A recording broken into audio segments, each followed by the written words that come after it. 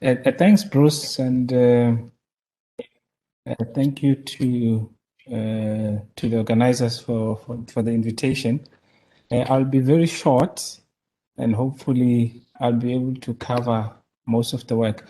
So I am from the CSIR, and I am the technical lead of the National Policy Data Observatory, which I will explain briefly what it is all about, and then share with you some of the work that we do, particularly in supporting decision making when it comes to COVID-19, and then I will share with you some lessons learned as well. So, okay, why is it not moving? So, just moving to the next slide. So, in terms of the, okay, this one to go next. Oh, okay, cool. So, in terms of the National Policy Data Observatory, which we call an NPDO, is fully supported by DSI, Department of Science, Innovation, and Department of Science and Innovation. It is a government-led observatory, and it is currently incubated here at the CSIR. And it was, conceptualized as a data and decision support center in order to support government with a number of social economic data indicators, not just COVID, but because I think COVID has given us an opportunity to collect a lot of data and real life data on the go. It also allows us to provide some analytics trends and dashboards, including various other aspects such as maybe unemployment and district profiles. And some of the work that we do is very important to aid government decision makers in terms of structuring their interventions in a way that is contextual. So currently, the work of the National Policy Data Observatory is making some input into the NetJoint. So NetJoint is a committee that advises the NCCC, and we also do some data inputs into the IMC, that's the Interministerial Committee on Vaccines, and obviously other departments, particularly the Department of Planning, Monitoring and Evaluation, as well as the Department of Health. So those are some of the things that we do.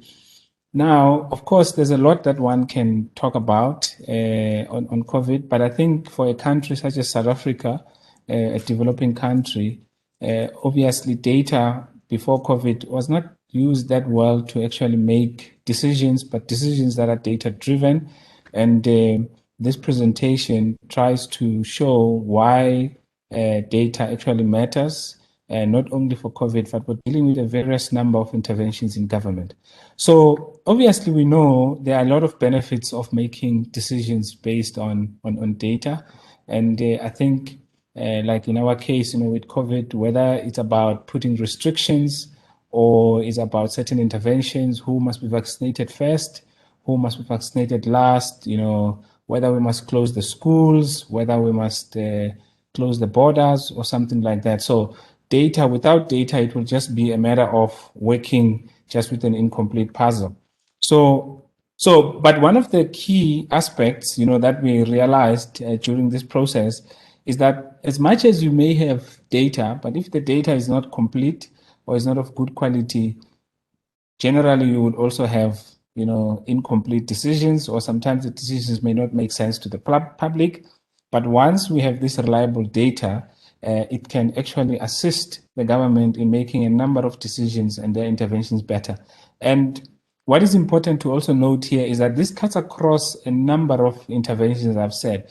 It could just be about where do you put the next, bridge in a particular community. Without data, you then tend to do it randomly or just based on maybe on other feelings. As you can see, this picture clearly explains what I'm saying. If you have bad data, generally you are going to get bad results in the end. And then if you have quality data, the results will also be good. So in the next few slides, I'm just going to share with you some of the things you might have seen before, but some of them may also give you an indication on certain things that happen, particularly around COVID, and why it is important for us. There is this thing. Oh, now I see, I think. Okay. I think I got it now. So I will learn very fast. Yeah, yeah, I saw.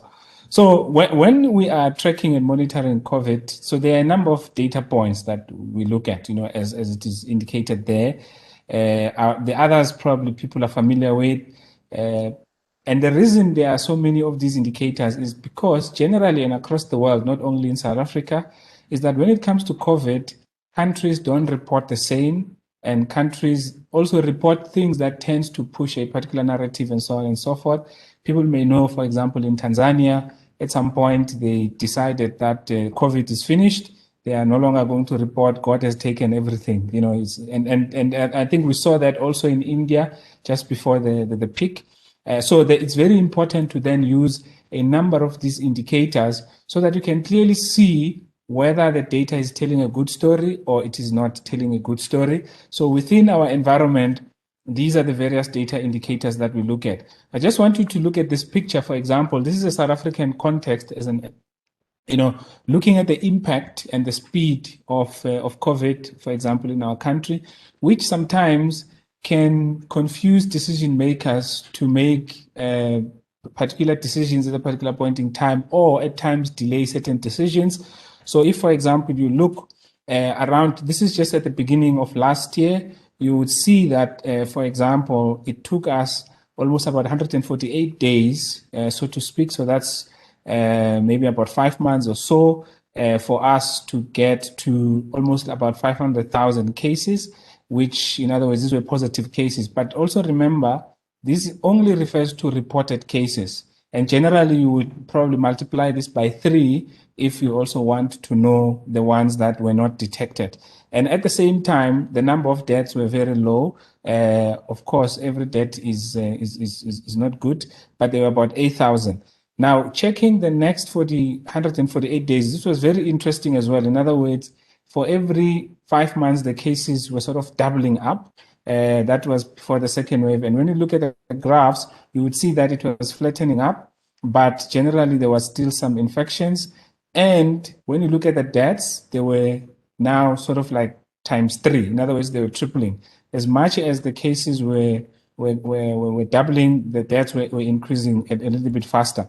So what does this tell you? It also, which I will show now, it also speaks about the issue of when do you apply the restrictions and how do you apply them and according to it. This is a national picture, by the way. Now, something very interesting that many of you may see just about at this level, you see, in order now to get to the other 500 cases, it took us almost 56 days, which was sort of like a third of the time, which was very, very quick. And it was also very devastating. What does this tell us? Is that transmission, it can be slow or it can be fast. Hence, it is very important to also act very quickly. Now we are almost going into the third wave, and you see that it took us almost 100 days just to add another 100,000 or so cases. If you look at the end, I'm sure probably in the third wave we might get to 2 million very quickly, but the deaths continue to sort of increase. And then looking at some other indicators that sometimes are not necessarily visible when the authorities are reporting, we just chose here a typical example of the Northern Cape and Gauteng. It's just 2 use cases, right? Northern Cape is a very small province, which is sparsely, it's very wide, it's not that populated compared to Gauteng. But if you check on the black one, the black line, you see that Northern Cape, as much as it is a province with lower number of people in terms of population, the infections there are very persistent, if you look, for example, by the graph.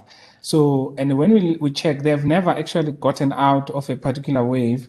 And that can also tell you a number of other things. For example, the poverty within the community, people who are testing or not testing. And then it will also give you other indicators to say, there might have been, as I was saying, a persistent infections there. And that is why now you find them that in terms of when you normalize per 100K people, they are almost at the same impact as Gauteng, a bigger province. If you check, for example, the black line now, which is pretty much devastating because they may be a small province, but the impact there is a bit almost the same as a province like Gauteng. Now, if you look, for example, at Gauteng where we are, you find that their impact in terms of the cases is even higher than the national rate. If you look at the green one is always lower. So what does that mean? When it comes to COVID, it affects people who are working, it affects people who are older, it affects people who have vulnerabilities. So generally then it means there's that long-term impact, whether now you have children who might no longer have parents, child-headed households and stuff like that. And that social impact becomes even more and more longer in the long run. Hence, the government, when they use some of these things, they can then tend to realize what to do, particularly in order to save some of the social impact in these particular communities. Now, another particular data source we use is the issue of looking at mobility and also the cases. And with mobility, what we mean is the virus only moves when people move. And this has been proven a number of times because we also use mobility data to then fuse it with the case data. Just to give you a typical example, when you look at this graph, the red line represents people who are staying at home. In other words, they stay at home, they are not moving a lot. And that's when you see the green lines are sort of at the bottom. So they are minus 50. So I would have shown you pre-COVID, you can see what movement was looking like, and then during COVID. So here in this particular one, we are in level 5.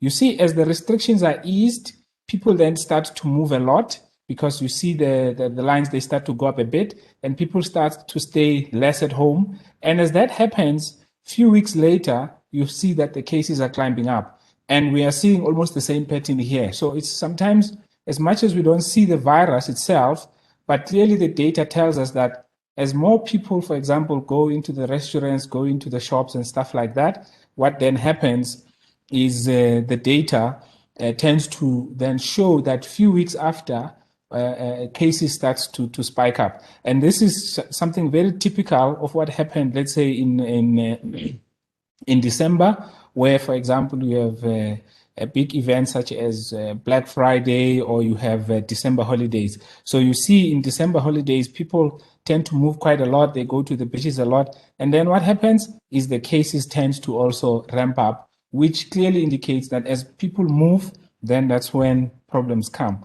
And then this shows it at the level of provinces where we had a hard lockdown, the cases were very low, we eased, and as we eased, people move, things starts to move. And it's almost the same here. Here it just happens in reverse. This is in December, where the cases started to climb up. We then, I think around the 26th of December, put in restrictions, hard restrictions, and then a few weeks later, the cases then go down. And there's a lot of these, I can go on, but I only have 15 minutes. And this give you a typical example of what has happened now, like now. And this assists the government to also know sometimes some of the decisions they take could be wrong. Like in Easter, we ease. But if you look at Easter, the Easter weekend or the Easter week, you find that there's a lot of movement there. And then after a week, then the cases, the blue line shows the cases, then the cases starts to spike up. And generally when the cases starts to do that, you probably now need another 2 months or so to actually bring the virus into control. Just to give you another one where we are showing a comparison now on what was happening in the previous year and what is happening in this new year. So actually what we are seeing here is we're actually doing bad compared to when the virus came. But in general, you would want to say when the virus comes the first time, you don't know, you might do bad, but as you learn, you actually do better. So if you check, the red line shows the current status, where we are very, very high in terms of the cases, but the other line, this is where we were in the previous year. And this, the governments can use, for example, to restrict movements and stuff like that. And then this is the impact on the social dynamics, how many people tend to be more affected. Remember, as I said, COVID in our country, at least, as much as they say it's comorbidities, but it affects people who are working. And this is a direct impact, into the future and the socio-economic of the country. Sometimes we speak about children, they are less affected, that's very true, but children get tested less. But the other, issue that is very sad when you look at this is that females, they are mostly affected, but also when you go into the reasons why, so females, they tend to test more than males. So it might find that males are not more positive, but they're actually the ones who have the virus. And how do we prove this? When it comes to deaths, male are dying more than females in a South African context, which is quite interesting as well. The last one, of course, this shows another thing about excess deaths, where South Africa, because sometimes as I said, COVID reporting, they don't report everything that is there. Some of the other stats are not indicated. So this one shows the excess deaths. And South Africa, in the whole world, they are right in the top 5 in terms of people who are dying over and above just for COVID. And then some of the other stuff I might not necessarily talk about, but this was something interesting that we did in terms of the pattern that South Africa follows with regards to the pandemic. And interestingly, Europe starts first, like the Italy will start and have COVID or the wave. And after that, once they finish, South Africa starts. And this is exactly what has happened now. In the second wave, Italy was first, South Africa followed later. Italy has recently come out, this is just an old picture, but has recently sort of their wave is coming down. South Africa is picking up. It's possible maybe that our colleagues from Italy, they bring the virus here. I'm just pulling a leg. And then this was the India story, a very sad one as well. They had sort of claimed to have defeated the virus, but they made a mistake where there's now large gatherings, elections, people doing all these religious gatherings, and we know what happens after that. Lessons, data availability is very important because sometimes you can have the data, but if you don't know how to use it, it can become a problem. Data quality is also very key. Tanzania, we know it's a case. Their cases are about 27, but we know that there's more on the ground than this. And obviously how the data is interpreted and how it is presented. Thank you, Chair. I hope I didn't finish my 15 minutes. Thank you.